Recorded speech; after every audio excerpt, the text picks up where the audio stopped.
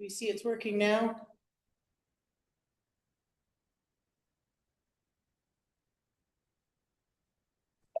Yeah, it's working. All right, thanks, Jason. Thank you. So I have a motion and a second. Any discussion? All in favor, say aye. Aye. Any opposed? Okay, moving on to special business. We have some people in the crowd here. We have two proclamations today. The first is Sexual Assault Awareness Month proclamation. So I'm going to go. Who's representing that? Okay, all right. Thank you. So I'm going to read this. So bear with me, please. It's a great acknowledgement of this important sexual assault awareness month. So here we go. So this is a proclamation. Whereas Garden City is committed to drawing attention to the prevalence of sexual assault and raising public awareness about sexual violence and prevention through education, and whereas sexual assault, rape, sexual harassment, abuse, and assaults are widespread problems that happen in all communities in the great state, and whereas in Idaho, nearly 2 in 5 women and 1 in 5 men have experienced sexual violence in their lifetime, and whereas Garden City is committed to educating our communities about what can be done to prevent sexual assault and how to support survivors, and whereas Garden City strongly supports national, state, and local partners and citizens in actively engaging in public and private efforts, including conversations about what sexual violence is, how to prevent it, and how to help survivors connect with services, and how every segment of our society can work together to address sexual violence better. And whereas Garden City firmly believes in the benefit of sexual assault nurse examiner training, continuing education, and developing sexual assault response teams in local communities, and training law enforcement officers on proper responses and investigation into these crimes. And whereas timely rape kit processing and tracking are critical so justice can be sought for victims, and thorough investigations which are aided by accurate and timely forensic science that results in convictions or exonerations of individuals as they work through the criminal justice process. And whereas the state of Idaho condemns sexual assault in all of its forms by encouraging every person to speak out when witnessing acts of violence, however small, and we support the goals of educating Idaho residents about sexual assault awareness and prevention. Now, therefore, I, William Jacobs, Mayor of the City of Garden City, Idaho, do hereby proclaim the month of April 23rd, 2026, or April 2026 to be Sexual Assault Awareness Month. Thank you. All right. So I don't know. Maybe what we'll do is read them both, and then if we want to get some pictures and things like that, we'll come up front. The second is kind of similar thing. It's Child Abuse Awareness and Prevention Month. So this is a proclamation. Whereas children are the foundation of our community's future, and their safety, health, and well-being are a shared responsibility. And whereas child abuse and neglect cause profound and lasting harm to children, families, and communities, affecting physical health, emotional well-being, educational achievement, and long-term stability. And whereas in 2025, Idaho authorities received 23,000 calls reporting suspected abuse, neglect, or abandonment, and 889 incidents of child sexual abuse were documented across the state. And whereas these numbers represent real children in our communities who depend on caring adults, responsive systems, and strong partnerships to ensure their safety and healing. And whereas prevention is possible when families have access to support, education, resources, and community connections that reduce stress and strengthen protective factors. And whereas the proper education, there is compelling evidence that we can be successful in reducing incidents of this alarming and psychologically damaging crime. And whereas throughout April, community members, service providers, educators, members of law enforcement, and healthcare professionals unite to raise awareness, promote prevention efforts, and reaffirm their commitment to protecting children. And whereas the blue pinwheel serves as a national symbol of the happy, safe childhood every child deserves, and reminds us that everyone has a role in preventing abuse and neglect. Now, therefore, I, William Jacobs, Mayor the City of Garden City, Idaho, do hereby proclaim the month of April 2026 to be Child Abuse Awareness and Prevention Month. Thank you. Okay. Would anybody like some pictures with the proclamations and the those?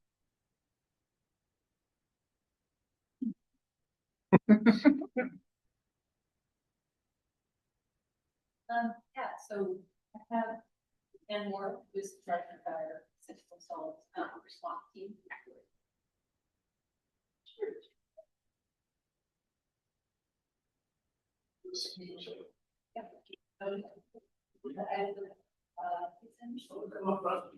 you. Thank you for all your work. Facilities. Okay. Let's keep our head down. All right, so let's look at Scott. Keys.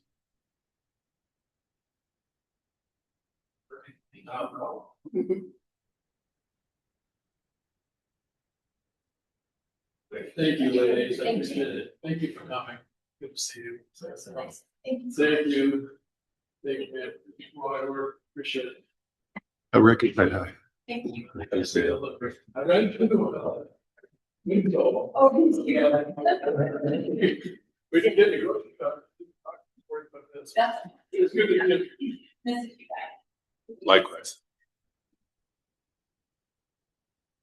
Okay. Okay, we next have the fiscal year 2025 audit presentation. Thank you. Thank you. Thank you so much. Thank you.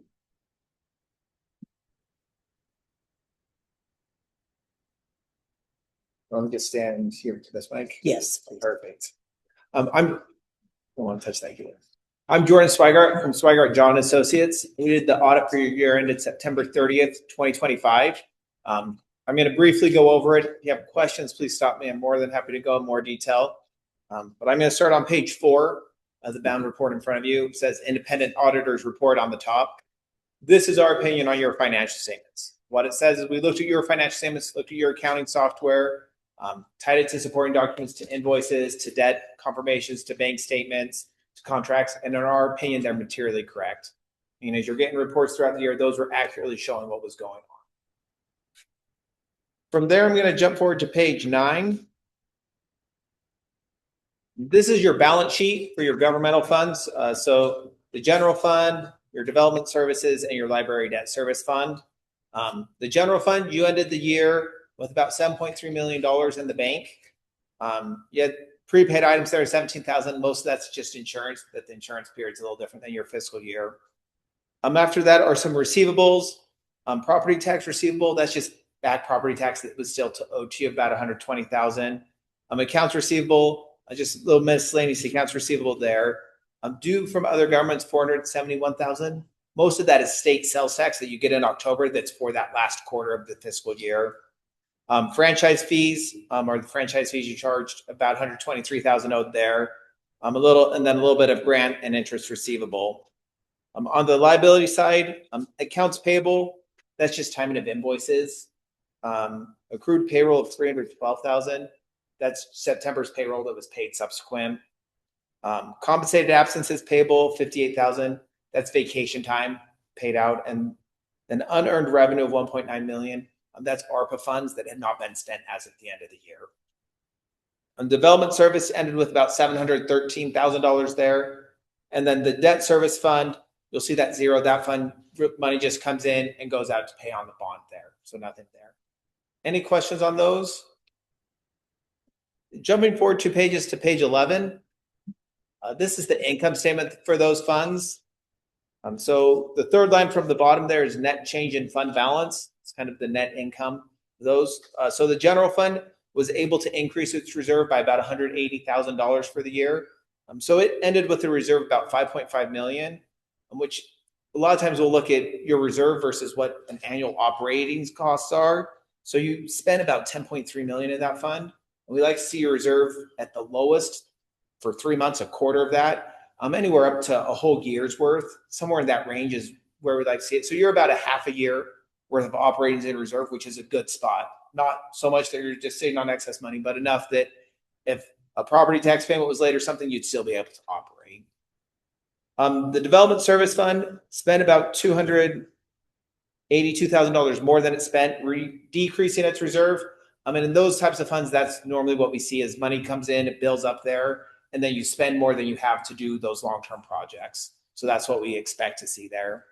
And then, like I said, the Library Debt Service Fund broke even, brought in property tax, and then paid the debt on that. Any questions there? I'm jumping to page 13. These next set of financials we'll look at are for your water and sewer fund and your sanitation fund. Top line there, water sewer ended with about $7.9 million in the bank. Sanitation had about $3,000 in the bank. Again, customer accounts receivable total about $1.1 million. That's just September's received the next month. Other than that, it shows your capital assets at historical cost. Jumping down to the liabilities, again, $1.7 million of payables. That's just timing at the end of the year. And then accrued payroll and compensated absences like we saw before. Any questions on that balance sheet? Turning the page to page 14. This is the income statement for those funds. So water sewer fund had a net increase of about $1.4 million for the year. And the sanitation fund had a net increase of about $12,000 for the year. So both of them increasing that reserve. And then if we turn to page 15, on page 15 is what actually happened to cash. So you'll see net increase in cash. Water sewer increased cash by about $972,000. And sanitation increased cash by about $28,000 for the year. And so both of them were able to increase their cash reserves. Any questions on that? Yeah, All right. Mr. Spider, Yes. I apologize, but where would grants for the water and sewer fund and sanitation, or do we have any? We don't have any grant revenues in the enterprise fund. We have revenues from the urban renewal agency, but not specifically grant funds. Thank you. Yep. Any other questions on those? After that are the notes to the financial statements. I'm going to skip to page 25. I'm just going to hit a couple of these here. Page 25, this just shows where your cash was sitting at the end of the year. So most of your cash is either in the bank, or any excess cash you have is in the state investment pool. So you'll see middle of the page, external investment pool. That's that state pool. You ended with about $15.2 million there. And then down below just shows you had about $791,000 in the bank, split between the governmental funds, that's the general fund, and the business type, that's water sewer. And then your investment was in the LGIP was also split there between those two.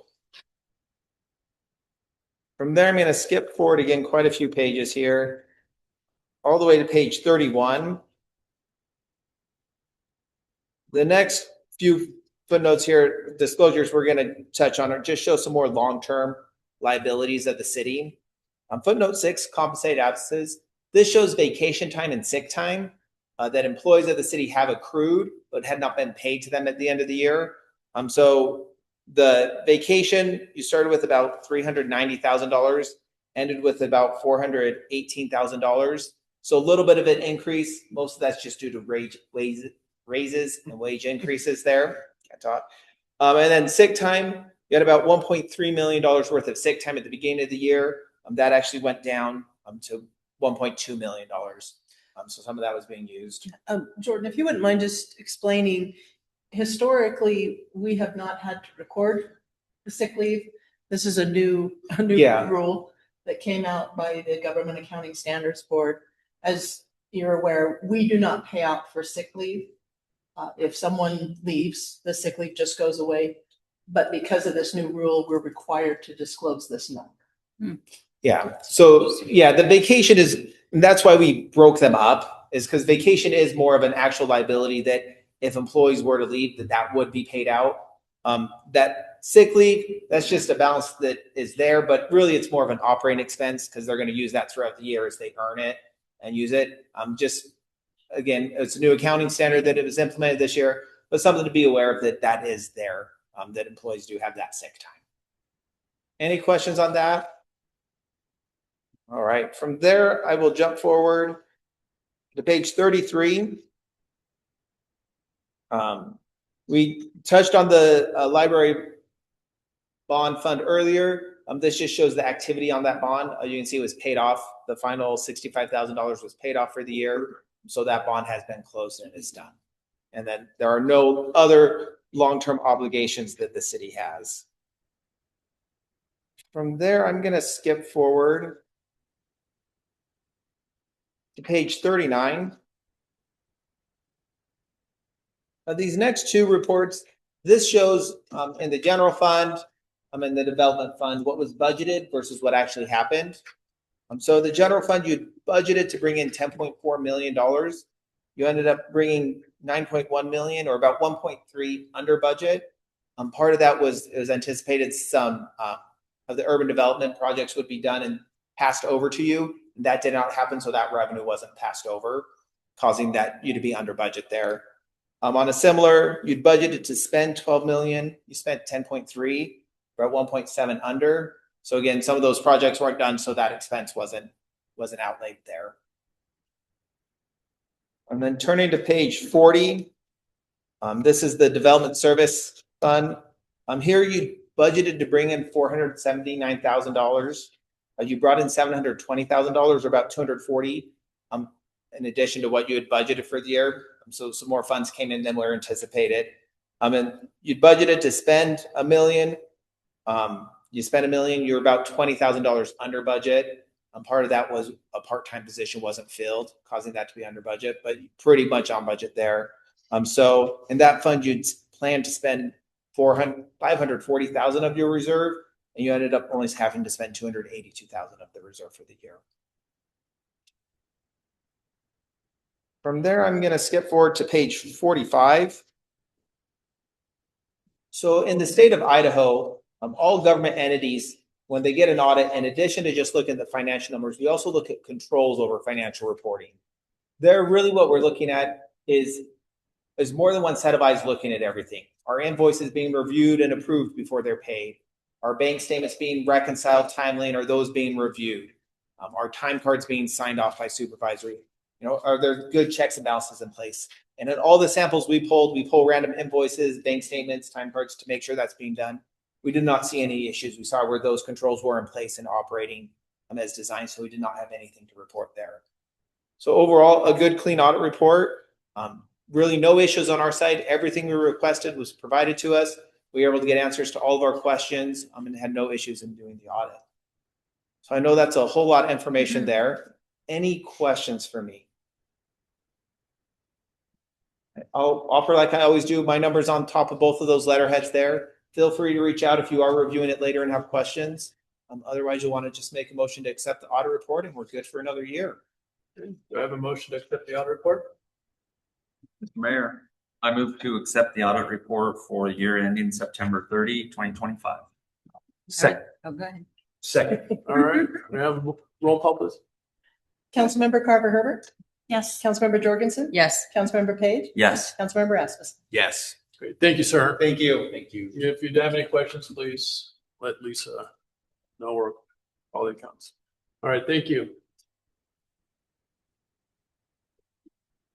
Good job, Lisa. That's a testament of the work that you do too. So I think it's important to acknowledge our city treasurer when you have a good financial report card.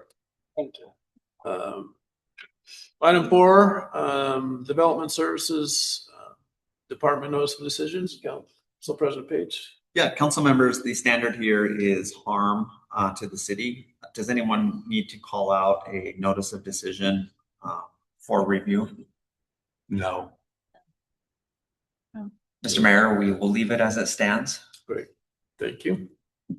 Moving on to monthly staff reports. They're in your packet. I'm just going to review those and contact any of the senior staff. If you have any questions, they're all here. Is there any questions from the staff reports you'd like to ask? tonight? Okay. All right, with that, we'll move on to item G. So this is request for reconsideration regarding the denial of FY 2024-006, the Edgemere subdivision. Director Thornborough. Mayor and members of the council, and thank you for allowing me to address you tonight. There is a request for reconsideration on the Edgemere subdivision application, as the mayor has just indicated. I did want to provide a very, very super brief staff report noting that council is not required to take an action on this matter. If there's no action taken within 60 days of the request, if the council hasn't provided a written decision, then the request is deemed denied. If the council does wish to reconsider the matter, it's requested that you make two actions or a motion that includes two matters. The first of which would be that you do wish to reconsider the merits of your decision. And then the second would be that there is a date certain included with that. The applicant has provided additional matters or new evidence. And so we would need to notice that for a hearing. And so that date, the earliest would be April 27th, but more likely May 11th, depending on how quickly that could be reviewed. Mr. Schneider and Mr. Tillman are here tonight. If you wish to have them present on the new materials that they have provided in their request for reconsideration. I don't want to take too much of their thunder, and it was also in the packet, but they have provided some updated plans addressing garage dimensions to comply with dimensional standards, the number of parking stalls, noting that those are compliant with code, and that they've coordinated with the fire department and would be able to install fire sprinklers to address some of their size constraints, as well as they've been able to address some open space and landscaping. Staff hasn't fully vetted all of that information because that would come with the reconsideration should you wish to grant that. With that, I stand for any questions. Any questions? Mr. Mayor, Council President? Director Thornborough, in the past, in my experience, when we've had these requests for reconsideration, the applicant has identified clear error in the decision document that the council made and requested correction in that error. And I didn't see any items being called out of the decision document as being erroneous. Did I miss that? Mayor, Council President Page, it is my understanding of state statute that the request for reconsideration is to identify errors in the decision. And then as to specific errors in the decision, I will let the applicant address that specifically so that I'm not putting words in their mouth. Okay, follow-up question, Mr. Mayor. Council President? And Director Thornborough, what is procedure when new information is received that's meritorious and changes the nature of the application that we originally reviewed? What then? Mayor, Council President Page, there are two options that the council has. If you believe that it can be handled through the reconsideration, that it would change your decision. You certainly could allow for that new evidence through a reopened public hearing to look at that new evidence. We have seen that happen in the past. I believe that the boardwalk is an example of where that occurred, where the city council reviewed some additional information upon reconsideration. The other option is to stand with your decision as is, and then a new application would need to be submitted. City code does have a year lag. If that is council's direction tonight, the applicant, if they wish to resubmit in substantially the same form, would have to wait 1 year from the date of denial. Thank you. Thank you. Any further questions, Ms. Thornborough? Thank you. Mr. Schneider, would you like to address council? Thank you very much. Jaden Schneider with Bronzebow. I'm the applicant working on behalf of the developer. Yeah, thank you to Jenna for her time. Thank you to council for your time as well for listening to us. As Jenna mentioned, we've made changes to the plat with hopes of the idea of meeting council's concerns with previous submittals. I'd be happy to talk specifics on them, but as Jenna mentioned, we've since reduced the request for a variance for the driveway or for the garages. So now there's code compliant garages. We've increased open space to the front portions of the building, which was another comment that council made. And we believe that we've done this without reducing safety, considering that we've talked directly to the fire department and come up with the solution that they are in agreement to. I'd be happy to go into it more in specifics, but generally that's what we've done. And if there is something from council that has specifics to being sufficient or insufficient, that would be something, if it was a reconsideration that was approved, we'd be happy to look at specifically. When we left last council meeting, we felt like we were given some clear idea of what to do, for instance, reduced variance requests and parking being one of them.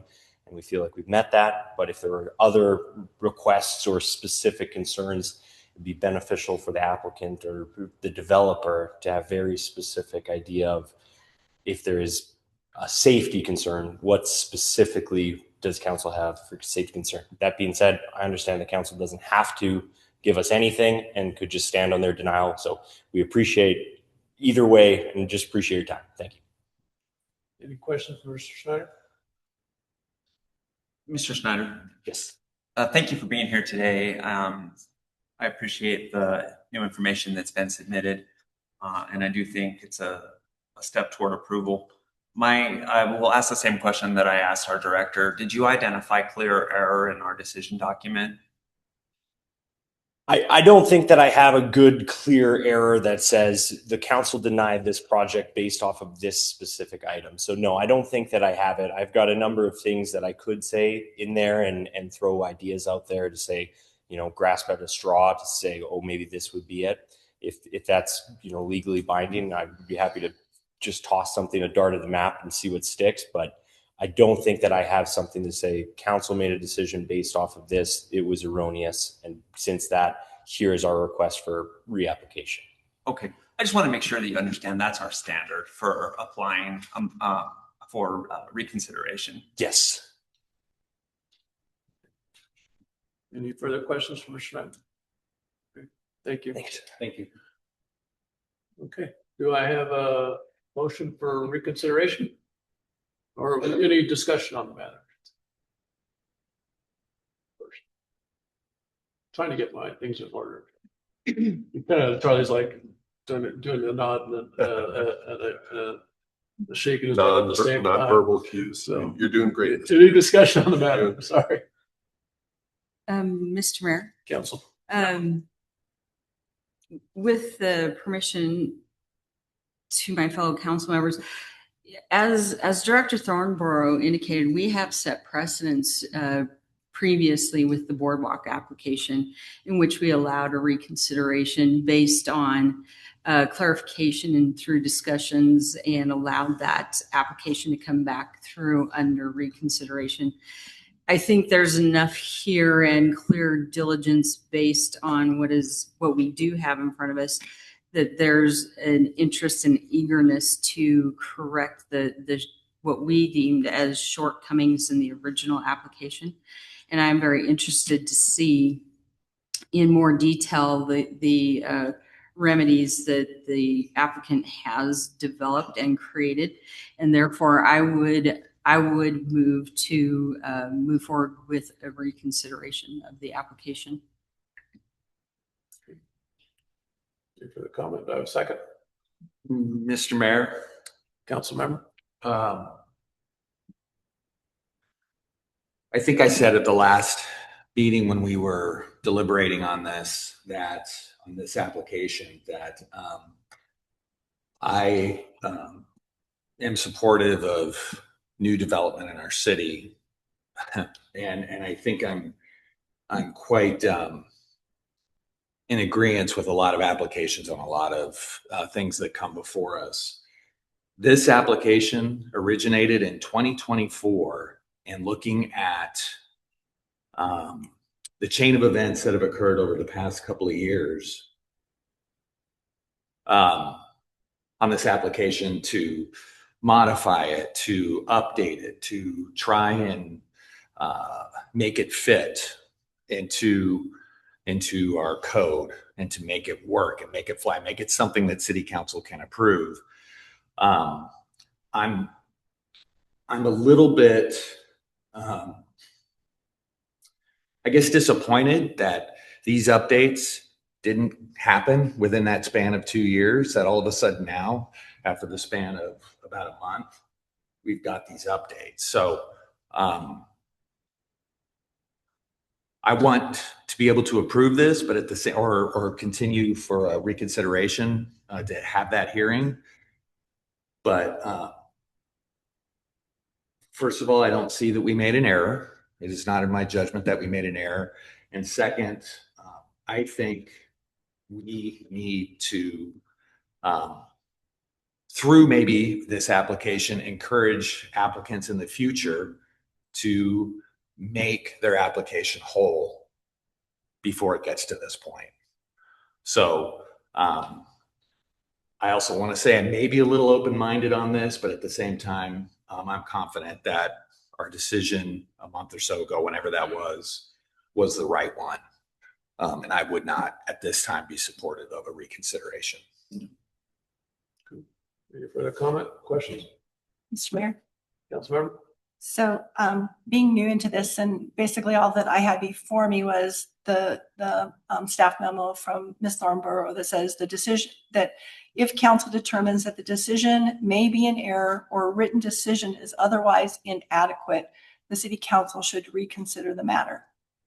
So I went into this really trying to think about that is what the process is that's before us. And I wanted to try to have a better understanding of whether we have flexibility within our process under reconsideration to actually, if we were to grant this, to basically have new information come into the record. Ms. Thornborough tonight has certainly shared with us that this body, although made up of different members, made a decision in the past that allowed that to happen. I tend to want to really try to stay within the process of really what the intended process is supposed to be. And I think that that's what's really troubling me, because I do not believe that we made a decision or did not make an error in our decision. And if that's truly what the process of reconsideration is about, the applicant tonight really wasn't even able to articulate where we may have made an error in our decision making, and I think that's what's really kind of pulling at me at the moment. I too want to be able to see development in our process. I really don't like to be able to see our applicants have to go through this kind of a process, but I do believe through our staff, through our planning and zoning, there's been much guidance that's been provided throughout this process. And I too feel that it was unfortunate that some of these things, we made the decision based on the planning and zoning recommendation. So that information was before the applicant before they came before us. And I think that they had the opportunity to make those changes before coming before us. So I think that I would have to probably lean in the direction of not supporting reconsideration. Mr. Mayor, I'm sorry to interrupt deliberation. I hate doing that, but can I ask for a point of order or make a point of order? You may, Mr. Waddams. Just because I've heard some conversation about whether an error was made, and Ms. Thornborough is 100% correct that the point of reconsideration is to fix any errors that the council believes they have made. But you don't have to find tonight that you made any errors at all. You could just reconsider because you want to reconsider. So if you're hung up on whether a mistake was made, you don't have to decide that a mistake was made to reconsider. You can, and if they think you made a mistake, this is their opportunity to bring it back to you before they go to court. But there does not have to be a finding from the council that any mistake was made. Thank you. So you can, if I understand it, the litmus test isn't whether there's a mistake. You can reconsider just because you want to see what the applicant comes up with during the reconsideration. Mr. Mayor, the litmus test is one, yes, we feel like we did make a mistake, or two, just based on new or additional information, we want to take a second look at it. Thank you. Mr. Mayor, let me ask a clarifying question of You may. council. Council, so for me, not the clarity is new information allowed in through our process? Is when you think about it from the beginning through the end, through appeal, when is truly new information allowed in the process? Mayor, Council Member Carver Herbert, great question. I think it's whatever the council decides. And the council, I would say, has wide discretion or latitude to decide how you're going to follow your own procedures. We do not have a written specific procedure outside of LUPA in the municipal code that says what you should do. So it's really within the council's discretion. I would recommend going forward, if the council wants a rule, that you come up with a rule. There's nothing specific in LUPA. LUPA just says that requests for reconsideration are mandatory before somebody can go to court on a petition for judicial review. And it's an opportunity for the council to fix any mistakes before it goes to a judge. It doesn't say you have to make a finding of a mistake. So we have flexibility as well. Total latitude and flexibility because we don't have a rule. So, yeah. So Council Member Jorgensen, for instance, is interested to see how they would change the application. If there's a motion and a second, and you have a majority, then off we go. Mr. Mayor, Mr. Adams. So the guidelines in the ordinance that we approved just a few weeks ago, is there anything within those guidelines that actually clarify that? Because I thought there was some discussion in that. That's a Ms. Thornborough question. I've reviewed that thing a handful of times. I did not see anything, but the drafter of the rule is coming up now.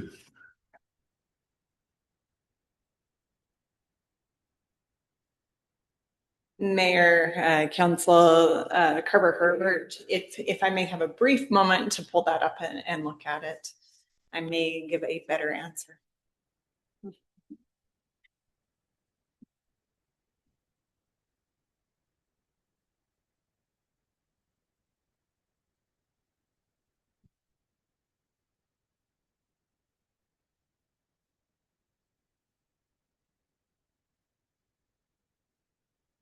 While she's getting that ready, Mayor and members of council, another way to say it is I don't think any court is going to reverse the council for taking a second look at something. You're just being thorough. And if you want to take a second look at something, you can take a second look at something, and no judge is going to tell you otherwise. But in fact, this would be a first look. Yep. Again, that's council discretion. My legal guidance to you is you can do whatever you want to do in that regard. If you have some precedent, I mean, people always talk about precedent, but in my experience with this council, with different electeds and a different makeup and a different mayor, we've gone both ways. Yes, we think maybe we made a mistake, so we want to take a second look at it. Or two, they have rectified our concerns, and so now we want to take a second look at it. So in terms of precedent, I don't think there's any precedent from the city one way or another. Sorry. Oh, Ms. Carver Herbert, you have the floor. So, no more questions at this time. Mr. Mayor, Council President, Mr. Ward, just to follow up from a standpoint of procedure, if we wished, because I would echo my colleagues, we want to see good development in Garden City, but procedurally, wouldn't the best fit be to remand this new information to planning and zoning for reconsideration? Mayor, Council President, I can't comment on whether that's the best, but that is definitely one option. I don't know if that's the best. I mean, again, it's your discretion. If three of you think it is the best, then it is the best. There's just a lot of changed terms there, is what I'd like to say. There's a lot of new information. So it sounds like we can remand it back to P and Z. Of course. Or we can just, we can also approve to reconsider it and give a date certain, and they would present that new information at that reconsideration. Or if we don't second, then the motion dies and 60 days it's denied. Is that correct? Those are our three options. Mr. Mayor, the only caveat from the legal standpoint is that unless our new rule says something else. So there's my caveat for Ms. Thornborough. Mayor, members of the council, there's not a lot in guidance in the policy that was adopted in February either. It notes that a reconsideration request shall provide a request that includes the errors or inadequacy of the decision, code that supports the alleged error, and citations within the record to support the claim, and alternative findings. So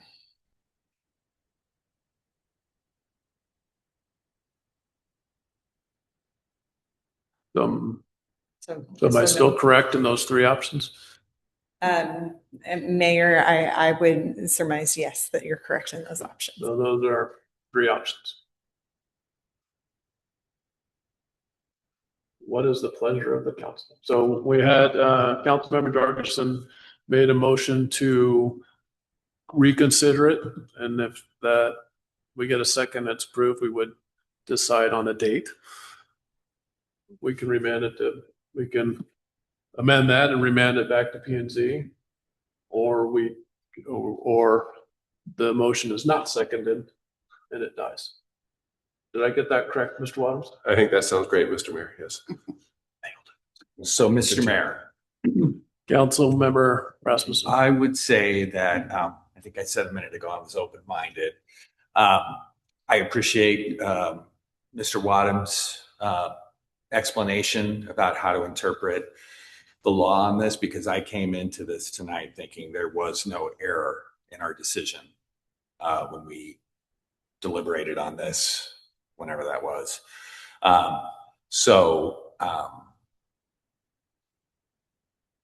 If it's possible that we can do this, I would probably be in favor of it now.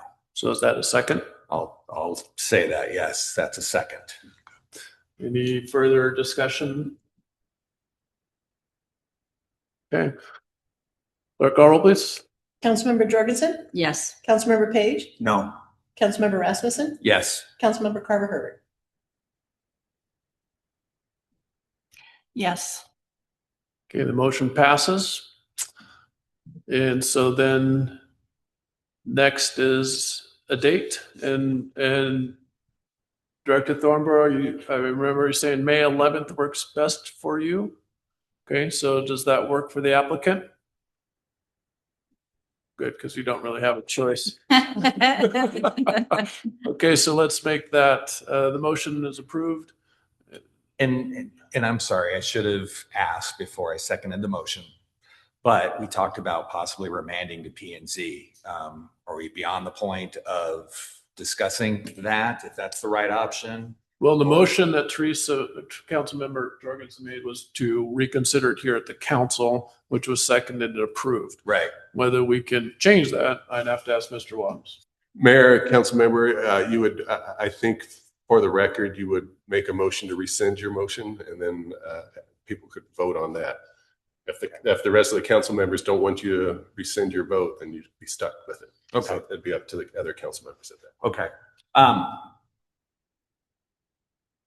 And that was a good point that was brought up, and I just was, I guess, wondering aloud if it's something that we should have gone back on and considered. But I'm fine, I think, with where we stand right now, but I'm not sure about my fellow council members. So I wanted to bring it up because it did come up in our deliberations. So we're comfortable hearing this on May 11th. Okay. Motion passes. Okay. Well, I believe I need to make a motion to a date certain. Okay. Correct. Yes. And Mayor, council member, if the motion can include whether you want a new public hearing or a new public meeting. Because again, that's a council discretion thing. If you want to notice it up for a public hearing and have a do-over, or if you just want to have a public meeting without legal notice. It appears Director Thornborough is pushing the podium to provide some Looks like she has a guidance preference. and ideas. Mayor, members of the council, I just do want to clarify that there has been new evidence that's been submitted. So if this goes through the process at some point in time, I might suggest that a new public hearing might be advisable. Okay, so we'll have a new public hearing and hear the changes to the development on May 11th, and that gives us enough time to notice. Mayor, yes, it does give us enough time to notice. Okay, so a motion for a date certain. Do I need to include the public hearing in the? I think that would help Ms. Livey out when she's doing the minutes. Mr. Mayor, I moved to approve the reconsideration for a date certain of May 11th to include a public hearing. Second. I have a motion and a second. Any discussion? Okay. Clerk, call roll, please. Councilmember Page? Yes. Councilmember Rasmussen? Yes. Councilmember Carver Herbert? Yes. Councilmember Jorgensen? Yes. Motion passed. Mr. Snyder, be prepared on the 11th. I would encourage you to get in touch with Ms. Thornborough some more Please review the findings. and review the Give me a binding. clear record. Yes. All right. Thank you. Okay. That was good the way that worked out. So thank you for being patient with that. We are now moving on to G2 Resolution 1241-26, a resolution authorizing the mayor, city council, authorize the shared use and licensing of our logo. We currently have two. One is our standard Garden City logo that you see on everything, our front door and everything. And then for this year only, we have the bicentennial for a limited time. We have the Garden City 250 celebration. So those are the two logos that we currently have.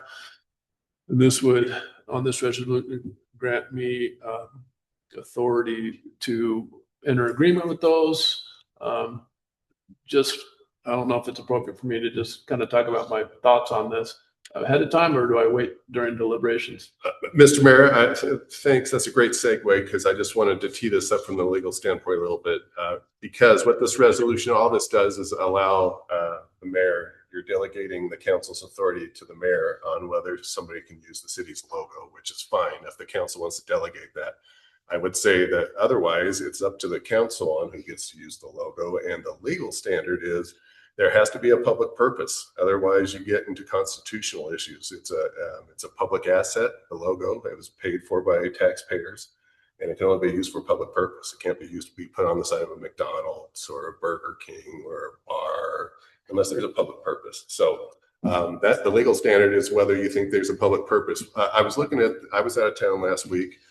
Ms. Livey did a great job drafting this resolution in my absence. I'd like to point on page 2 of the draft resolution, though, the most important thing is where it says authorization for sharing.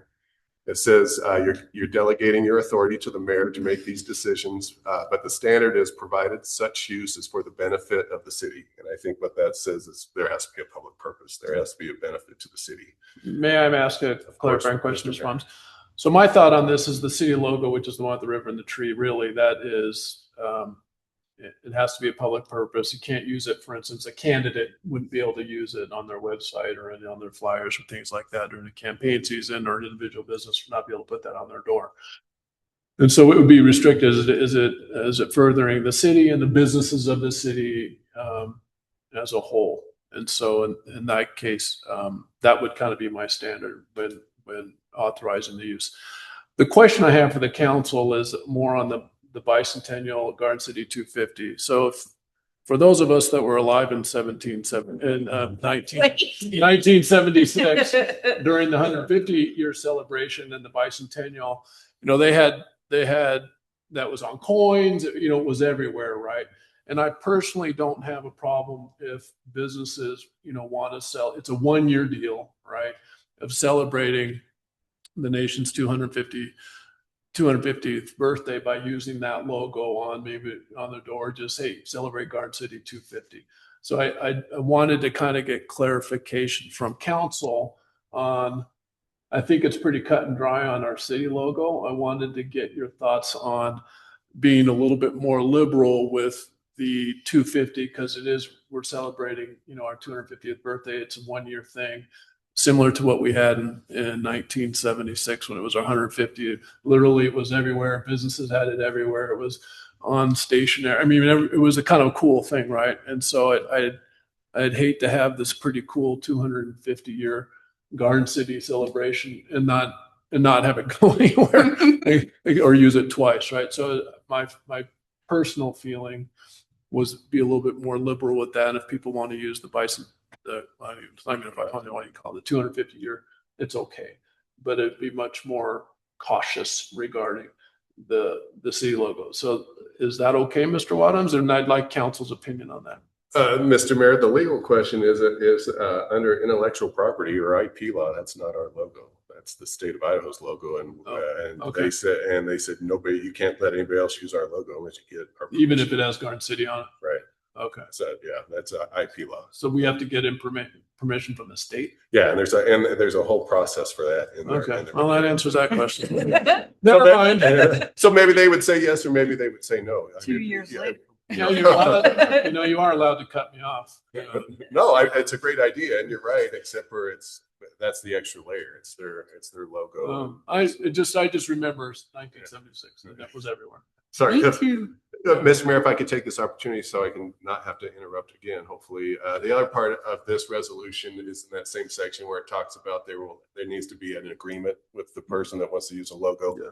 And I've drafted while I was on a beach last week, I drafted the standard agreement, and it deals with the scope, the limits of the scope. It's going to be in the agreement. Quality control, you're not going to be able to use it just for willy-nilly. It's also, I think it's important to indemnify the city, so there would be an indemnification clause in there. And also how the city can terminate or revoke if something goes bad. So that would be part of the agreement that you would be authorizing the mayor and me to take care of if you want to delegate. And it's a beautiful 1-page document, right? Maybe 1.5. with signature page it.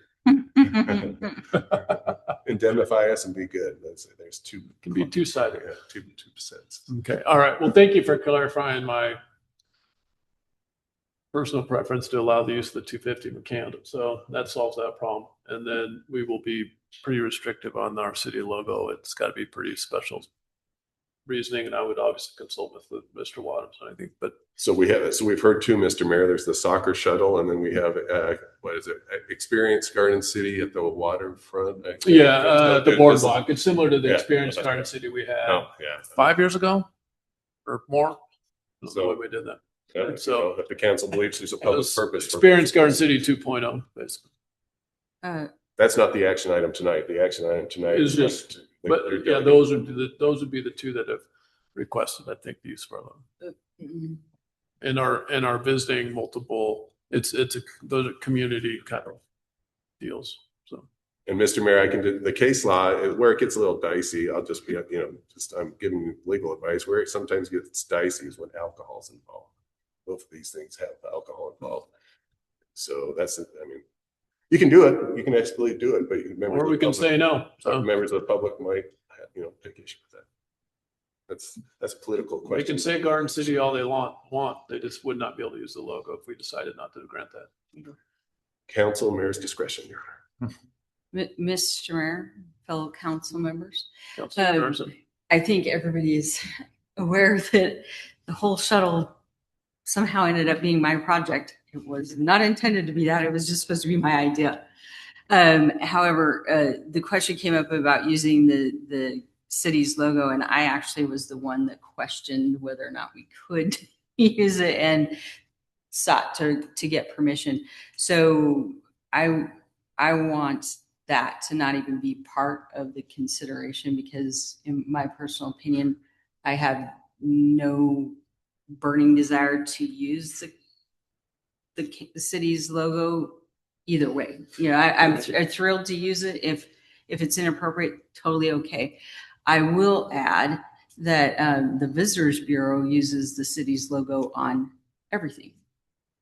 So that was why I asked, because they drafted the map for the shuttle and included the city's logo as a legacy behavior. Gotcha. So there's nobody will offend me if you're like, yeah, we don't want that on the shuttle bus. Mr. now." Wallace makes a good point about that. That's fine. Yeah, so I'm inclined to almost still experience 2.8 no as well for that reason one. But any further discussion? Councilmember Page, what do you think?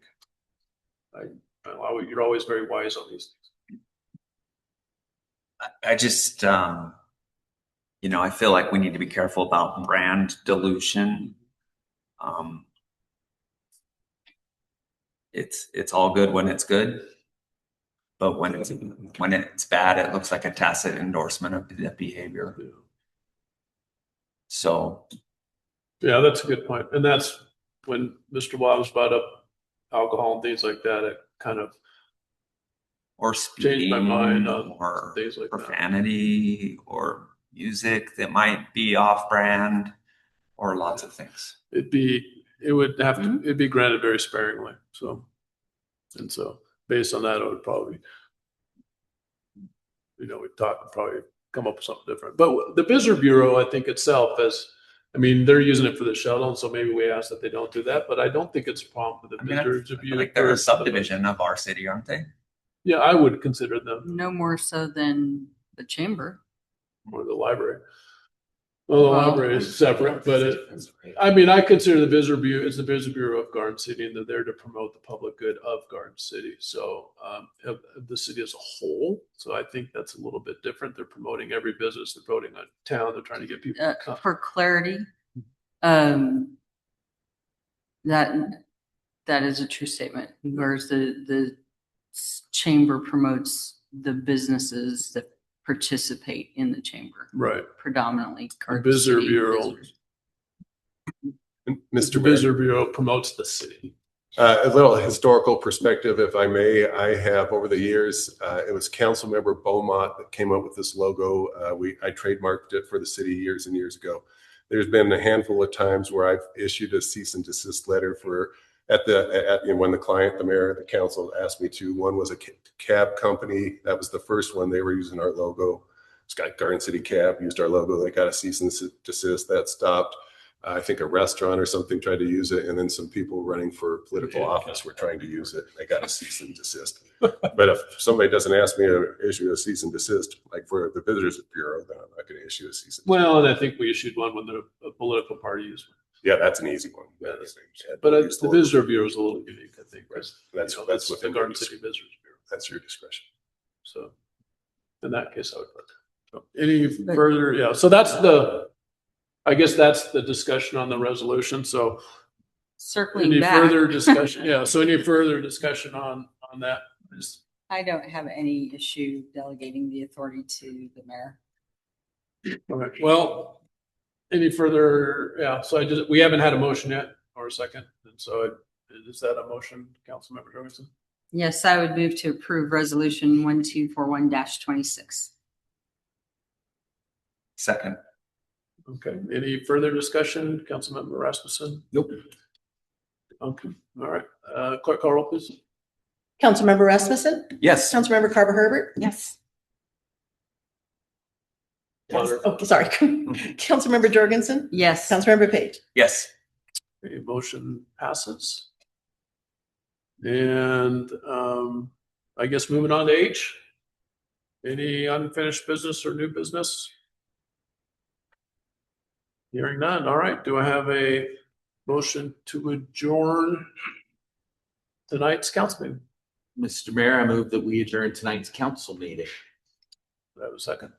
I would second. All right. All in favor, say Aye. all in favor, say none. No, we don't want to keep this going. Meeting adjourned.